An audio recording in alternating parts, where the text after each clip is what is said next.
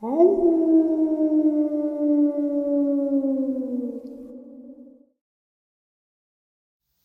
greetings and salutations, everyone. I hope everyone is still doing well, and welcome to this night-ending bonus upload. Before we jump into it, a couple links. As many of you know, I rely on Patreon, PayPal, channel membership, and the merch to help the channel to continue to grow and go. Links to Patreon, PayPal, and channel membership is in the description below. Merch displayed directly under the video. Also, Dogman, Frightening Encounters, Volume 1 through 3, the audiobook versions.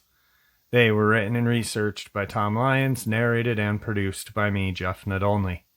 Those audiobooks are available on Audible, Amazon, and iTunes, links to which are also in the description as well.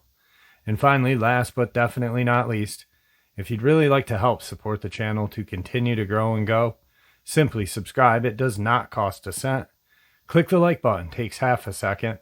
If you don't want to miss out on any of the informative uploads that I put out daily, click that bell icon, and folks, please leave a comment. Why? Well, because all of these things really do help the channel to continue to grow and go. And folks, they definitely do matter. Now, everyone, I have taken far too much of your time. Let's jump into this night-ending bonus upload. Shall we? Before we get into this interview, real quick, there was a little bit of issue in the beginning, and he was a little nervous to start out. I just want to forewarn you that as he gets going, though, he starts to loosen up. He kind of had it in his head that you were all right there listening. I had to stop him and say, hey man, it's just me and you. Calm down, slow down, relax, and tell me your experience. Let's get into it. All right, everybody. Tonight I have BD with me. He is from Louisiana. He shared his 3 encounters with us. I narrated them, and I was hoping to have him on last night, but he had an unfortunate accident helping his cousin collect snakes for milking. But tonight I have BD. BD, how are you doing tonight? Good, Jeff. How y'all doing tonight? I'm doing wonderful. Good. Pretty much just like I said to you, the floor is yours. I'd love to hear your encounters in your words and with a little bit of the detail that you left out. So I'm giving you the floor, my friend. Gotcha. All right, everybody. My name's BD. I'm 43 years old. Lived in Louisiana my whole life. Grew up hunting and fishing since I could walk. I live about 30 minutes south of Lafayette, Louisiana. And, like I said, it's not far from where Sebastian was taken from. So I've been working in the swamp since I was 16 years old. You know, I've hunted alligators, crawfish, commercial fishing. You name it, I've done it. I've had a lot of strange happenings to me in the swamp. A lot of supernatural encounters. You know.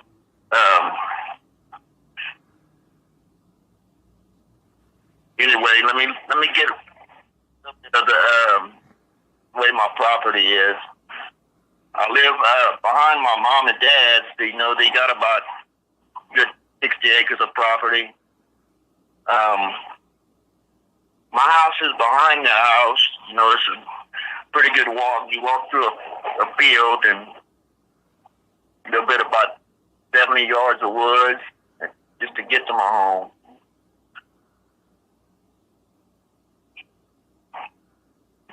Not to get off topic, but when I was about 5 years old when we first moved here, me and my father was out on the front porch, and we could hear the coyotes yipping and howling.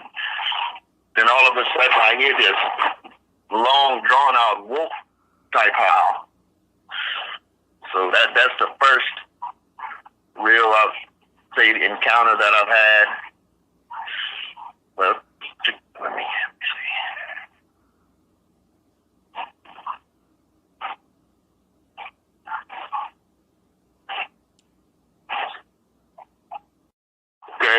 my first encounter happened, I guess this was about, I'm guessing about 6 years ago.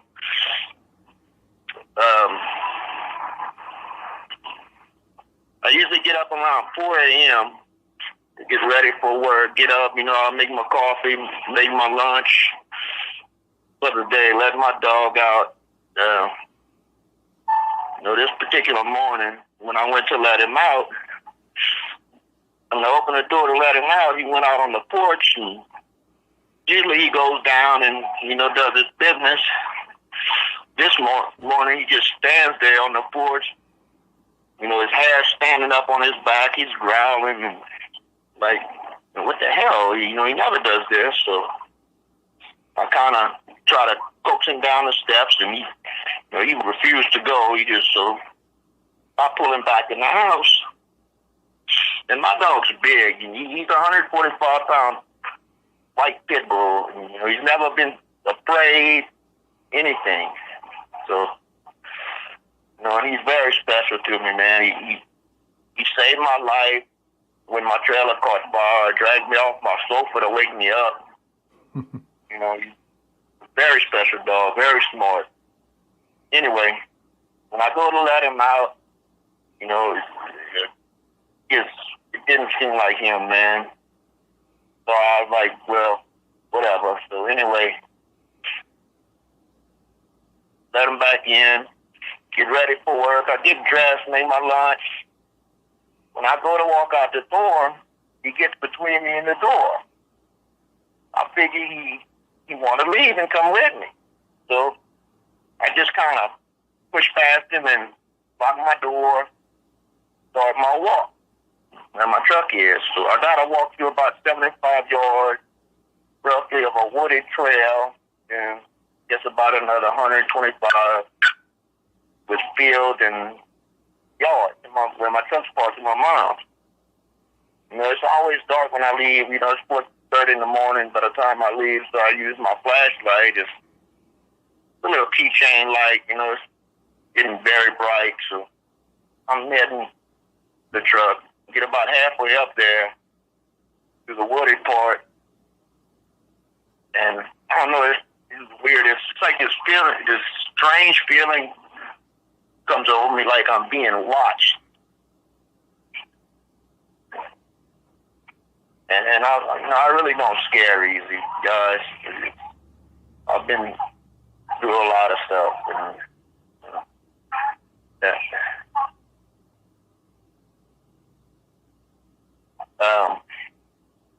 Anyway, I keep walking, get the rest of the way out of the wooded area.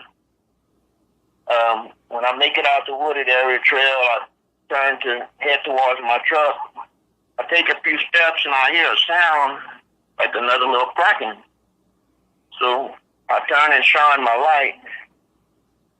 All I could see was this black shape.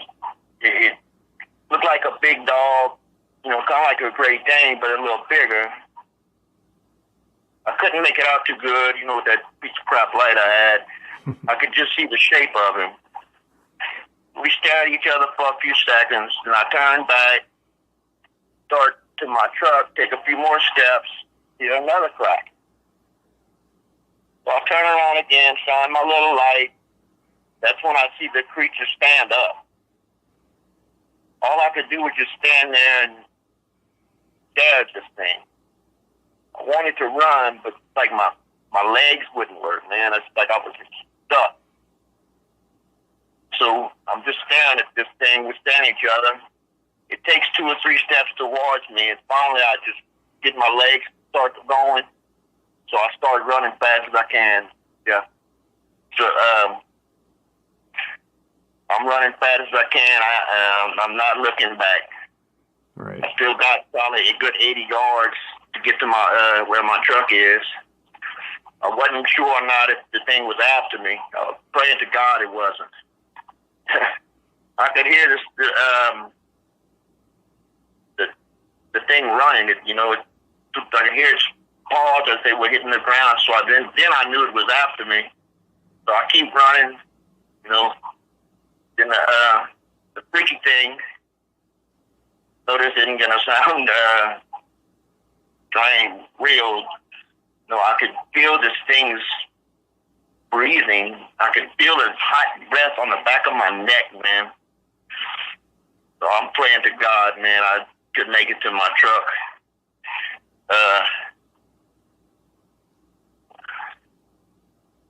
I really thought I was dead, a dead man, but this time. Right, BD. Not to cut you off real quick, but when it stood up, could you see when you shined your little flashlight around? Did you get any eye color or eye shine? Yes, Jeff. It had almost like a I don't want to say yellowish, but a golden amber type color, I want to say. Okay. You know, like when you shine your flashlight, and let's see, like an alligator will have a red shine. Okay. You know, it was like that, but almost a golden type shine. So almost like a cat, kind of? Correct. Okay. Now, when it stood up, how high or how tall, what were you guesstimating this thing to be? At least, it had to at least be 7.5. Easy. Maybe 8. Okay. All right. I didn't mean to cut you off. That's all right. So you just get to your truck. Yeah. Anyway, when I'm running, I get to where my parents' fence is, and when I get to the fence, I turn. You know, I got about 15 yards to go to the truck, so I was about right there. This is when I was the most scared, running. This running part. I had my keys in my hand with the light on them. I'm praying to God. You know, I know this thing is chasing me, man. I pray to God that my truck door is unlocked. And it's just kind of hard talking about this, man. Take your time. Anyway, I make it to my truck. I grab my door handle. Praise God, man. It was unlocked. I jump in my truck, easily slam and lock the door. I turn on the headlights on bright. And that's when I got the shock of my life, Jeff. This thing was standing right there by the fence part, 15 yards from me. You know, I could see it good as day, right, looking dead at me where my truck was. Man, I swear it looked like this thing came from hell, man. His head looked like, the best I could explain it almost looked hyena-ish, but wolf-like too, in a way. It was like nothing I've seen before. Right. Its ears were pointed with the tufts of hair. It standing up, you know, kind of like a dog. It kind of almost looked like rabbit ears, but, you know, bigger and a little more slender, but tall, long ears. Okay. It was black. It had a little bit of gray. You know how dogs, when they get old, they get a little bit of gray around their muzzles? Yeah. It had that on it, like a little bit of gray on his chest. Now the build on this thing, man, it was huge. And even with the hair on him, I could see, you know, the definition in his muscles, man. It was huge, Jeff. So like I said, any bodybuilders known today, this thing was a man. He was a man. You know, he was a big boy. Right. So I remember when you wrote out the encounter, you said with all the hair, you could still see the definition. So, like, yes, you could see the, you know, like if you're looking at back in the day, Arnold Schwarzenegger with the, you know, the jacked body with hair, just imagine like with hair, you could definitely see like the rips, the cuts in his muscular chest and stomach area. Okay. Yeah. And his hair was thicker around his neck area, but like on his front area. You know when a dog stands up, they have a narrower type chest? Yep. This thing had a man's type chest, you know, with the pecs and abs. I mean, it was definitely something out of a movie. You know, it didn't look natural. I mean, this thing just scared the shit out of me, man. Right. Absolutely. Go ahead. Oh, I just said absolutely. Oh yeah, yeah. Then the most messed up thing he did, he looks at me, rocking back and forth, just standing there, and then the thing grins at me, smiles. It wasn't like a dog. You know when a dog's mad, they snarl and curl their upper lips? Yeah. It smiled, not a snarl. This was a smile. Yeah. It's like it was mocking me, like, you know, SOB, I could have got you if I wanted you. Right, yeah. Anyway, he stands there for a few seconds, rocking back and forth, takes off, turns around, and walks into the woods. I get in my truck, leave. I go about 2 or 3 miles, and I guess from the adrenaline pumping so hard, it got me sick. Pull over and throw up, and I call my parents. You know, it's right there in their yard, and I don't really know how to tell them this. You know, I saw a freaking werewolf in your yard. Anyway, I just tell them, look, man, I saw somebody creeping around the house in black, looked like a prowler. Please lock their doors, get guns, call the police, you know, whatever, get ready. Right. When this thing took off, as after it grinned at you, did it take back off towards your house area or away from your house? Did it come from the same way it came?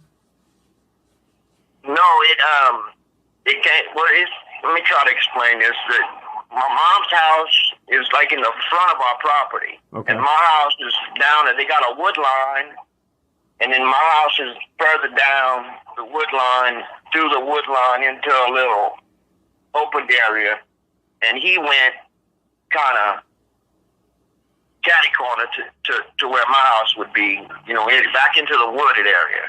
Okay. Is there a lot of swamp area where you live, or a lot of water, or? Yeah, we have a lot of swamp area, and a lot of hardwood area too. Okay. You know, I mean, I'm like, people that know where Lafayette is. Lafayette's almost not far from the coast. Okay. And I live maybe 30 minutes south of that. So we have a lot of marsh, swamp. I mean, it's almost as far as south as you could go. No. So I'm right in the middle of the swamp. Beside like animals that live in the water or in the swamp, is there a good population of, you know, critters like raccoon, possum, or, you know, stuff like that for them to eat? Yeah, we overrun with rabbits. They got nutria-rats. In fact, they got a bounty on nutria-rats that they $5. You bring in a nutria-rat tail, $5. But I don't do that kind of thing. I don't really care for just killing like that. Right. You know, right. But a lot of people do. For the people that live. We have deer and. For the people that live in the north and the people that live in the southwest, can you explain to everybody what a nutria-rat is? A nutria-rat, it's picture a rat, a regular rat like the ones y'all got in New York. Yep. Probably 5 times bigger. I'm not lying. You could look it up if anybody hasn't seen a nutria-rat. They're huge, and but they mostly live in the water. Okay. Swampish areas. All right. Yeah, we got deer, hogs, and that's another thing where we'll run with hogs down here. Yeah, and it seems to me like these things like to eat hog. So who knows? All right, I was just seeing what you had for kind of like a feasting area for these guys down there. So, oh yeah, I found dead deer. Matter of fact, last year when I was deer hunting, I found a doe dead, and I couldn't see anything wrong with it. And I flipped it over, and just the side that I flipped over, the rear, the rear haunch, or the top part of his back legs, hawks? hind quarter. Yep. His hind quarter was eaten out. Really? That was the only thing eaten out, and I went back about a week later, to go again, and he was gone. All was left was the bones. Huh. All right. That's crazy. That's crazy. That's definitely something's out there. I mean, yeah, it did kind of creep me out a little bit. I can imagine. So after that, you go to work. You get home. What happens after that? Nothing that night, or? Well, I'll tell you what. I get to work. I stay at work maybe an hour, man, and I tell the looker, man, I was too shaken up and sick to even work, so I go home, man. I go to Lowe's and I buy motion detectors, put that up all around my house. Then I get a friend of mine. He come and installed alarm system on my house, my windows and doors. The thing really messed me. It really freaked me out. Yeah, I mean, and for the longest time, I couldn't talk about it. Right, I'm sure it did, and I appreciate you coming on tonight and sharing it with us. I really do. Yeah, it's pretty hard to talk about, man. Now, when is your second encounter happen? Shortly after, or? Yeah. Okay. Yeah, the second encounter happened about I guess. Okay. Want to get into that one? Yeah, absolutely. If you're willing to, I'd like to hear all the other two if you're willing to do that. Yeah. All right. Well, this is my second one. Okay. Yes, sir. All right. I go to bed, and then me and my dog, I stay by myself with my dog. So it's about 1:30, 2 o'clock. And I wake up to my dog growling by my bedroom window. So I get up, I walk to the window. I had my pistol. Open the window. I don't open the window. I pull the blinds down to see what I could see, and I couldn't see anything. So I just kind of go back in bed and try to get my dog to calm down. Finally, he calms down.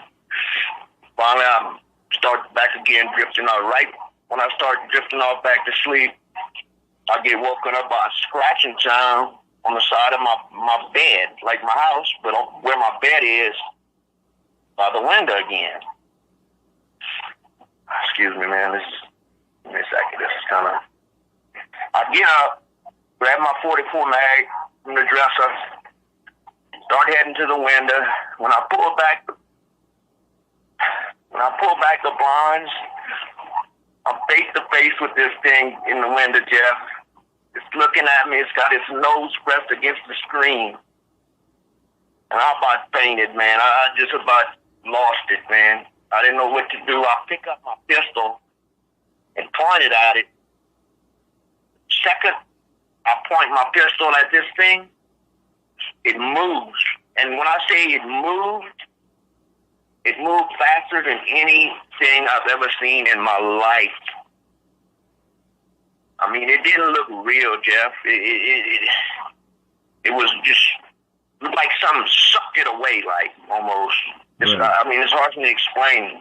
No, I can understand. Like, it was just there 1 second, gone the next, which It is was evident that they know what a gun is. You know, I mean, yes, this thing knew exactly what that thing was when I picked it up, or it had to. Yeah. I mean, you could tell it had to be intelligent, man. You know. And then after that happened, I sleep with guns by my bed, man. Like I said, I got a 45-70 lever action with on one side, my AK-47, 70-pound round drum mag with full metal jacket rounds in it, man. You know, if it gets in, I don't know if that's gonna keep me alive, but I'll sure pour as much lead at them as I can if they get in my house. You know, I don't want to kill one of these things, but I mean, if it's coming after you, you've got to do it. yeah. You know, I mean, Yeah, definitely.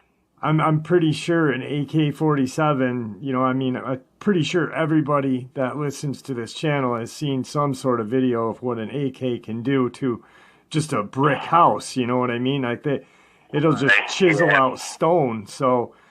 I mean, especially then you've got your 45-70. That's not a slouch gun either. That's a large round.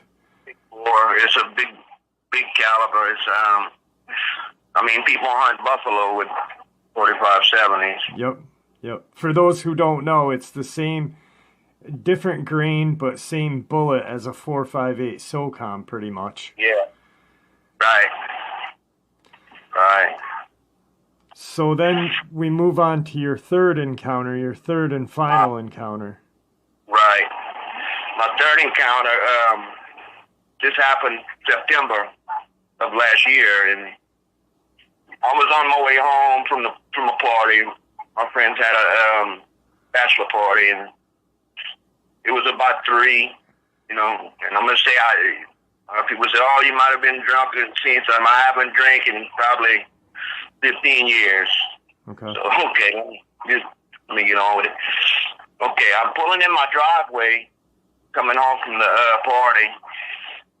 When I'm pulling in, my lights are shining the driveway. When my parents, I pulled through my parents' driveway to get to my house. When my headlights shine by where my parents keep the trash can, I could see this thing. First of all, the trash can was laid on its side, and I could see something halfway in and out of it, like a dog, you know, is what I thought it was. When I get a little closer, it pulls its head out the trash, looks at my truck for a few seconds, then it stands up, and it sachets, like, calmly off into the woods, man, just like it wasn't scared at one bit. This one wasn't. It was much different from the other ones I saw. Okay. It was. It was a lot thinner. Its head looked like a German, kind of like the cross between a German Shepherd and a Coyote. This one I saw had a short, bushy tail on it. The other one I never really noticed if it had a tail or not, but this one did. It had a short tail. Okay. And it wasn't the tallest. It was probably about 5.5, no more than 6 foot. And it was this one had to either be a juvenile or a female. Yeah. Right. It was much smaller. And a thing that you said with the garbage cans, we're not talking the thin, you know, garbage receptacles that people put out by the side of their street. You guys have some big, you know, cans down there that you use. You said, right? Yeah, they're almost like a miniature dumpster. You know, okay. They're big. You know, for me to knock it on the side full of garbage. You know, you gotta put out to do that. And a regular dog just doesn't have the capabilities, I would think, to do that unless it was a big one, maybe. Right. So now the second one that I know this one, the second one freaks you out a lot because you could hear it. You could hear it in your voice. So I don't mean to bring it up, but that's all right. The face and head, did that resemble the first one that you saw, like the hyena-ish? Yeah. Okay. Yes. And it was, I mean, I was not even a foot and a half from it is what freaked me. It was just face to face with it, man, and I mean, it freaked me out, man, and I just didn't know who to talk to about it. Finally, I couldn't find my grandmother, so I go talk to her, and I tell her what I saw. First encounter, second one, she tells me it's the Rougarou, and another thing I really didn't talk about was the way my life was when this, was going on. I wasn't, let me say it, I just wasn't an angel, Jeff. I had problems back then. I really don't want to get into, but it kind of almost scared me straight. Yeah. Most definitely. And you don't really need to get into it because, I mean, it was a little bit mentioned in the narration part. Now, your grandmother, she completely believed you. Did you ever tell your parents about this or no? Yes, I did. Eventually, I told them about it. But I mean, my parents believe in the paranormal for sure, so. Right. They know there's things out here. Well, like you and I were talking prior to this, and I asked you a couple questions, and I said, we hear about the Dogman being flesh and blood. Can you explain, because a lot of people have a misconception of what the Rougarou is, whether it be Reddit or whatever. Now, we have someone from straight Louisiana. Can you let us know what the natives of Louisiana consider a Rougarou, please? Sure. The older people around here consider the Rougarou to be almost like what people call a shapeshifter. One night it could come out as a alligator or a coyote, or a lot of times they say they take shape of a werewolf. And they got all kind of legends about the Rougarou. They say if you see a Rougarou and tell someone about it, you become a Rougarou, which sounds crazy to me, but that's just the legends, know? Right.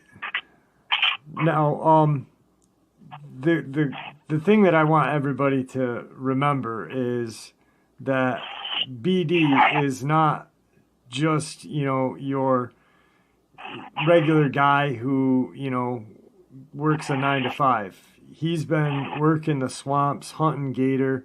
I mean, he just got bit by a water moccasin going to help his cousin milk snakes. So you don't scare easy, No. And for me to hear the fear and, the shudder in your voice when you were talking about your second encounter, that just, that's just verification for me that, this really screwed your brain up a little bit. And I really do appreciate you coming on and sharing it. I really do. Yeah, it took a lot, Jeff. I mean, it's a very touchy subject for me. I told one of my cousins about it. It's one of the few people I told, and he looked at me and said, "Man, you need to get help, man. You're crazy." And that, just stopped me from talking about it pretty much. Right. And I don't know. I just don't like talking about it. Period. After that. Well, hopefully this can, now that you got a little bit of it out, hopefully it'll help you a little bit. hopefully you don't have any more encounters with these things, because, you know, it's nothing that anybody wants to see. And I read in the comment section that people want to hunt these things and do this and do that. And I'll tell you, man, everybody out there that wants to find a Dogman, take my word for it, guys, just don't. You do not want to be face to face with one of these things. That's some definitely smart advice right there. Well, we're coming up on time, my friend. Is there anything that you'd like to say to end the upload to everybody? No, I guess that's about it, Jeff. I mean, I got a few other things I could talk about, other encounters I've heard of, but I mean, that would take a while. All right. I'll have to get another time. Yeah, I mean, if you've got time and you want to share some Louisiana encounters with us, I mean, I'm hoping that it won't be, actually, I'm pretty sure it won't be as personal, you know, so it'll be a little easier to talk to about. That would be amazing. I'd love to do, like I said to you, one of my you know, research goals is to go down south, Louisiana, Georgia, Mississippi, and just find the old timers that are sitting on their porch, that have been on their porch for 50 years, that have seen these things, and talk to them. Yeah, I tell you what, I guess if you ever do, I could definitely introduce you to a lot of older men that we could sit there and listen to their stories for hours. I mean, well, that would be great. Well, BD, we're out of time right now. I want to thank you for coming on, and stay safe, all right? All right, Jeff. Thank you, man. And there you have it, folks. What a night-ending bonus upload. I do hope you all enjoyed it as much as I enjoyed sharing it with you. I'd like to thank you all for supporting the channel. After all, it is your support that keeps the channel growing and going, and what gives us all a place and a chance to share our experiences and theories judgment-free, just simply treated with the respect we all deserve. Everyone, please stay safe, happy, healthy, and ever vigilant, keeping an eye on our children, pets, family, and friends. These creatures are real. They are out there and dangerous. Share this information with those you love and care about, and it may just help save their lives someday. Until next time, never stop asking questions, never stop searching for the truth, and God bless.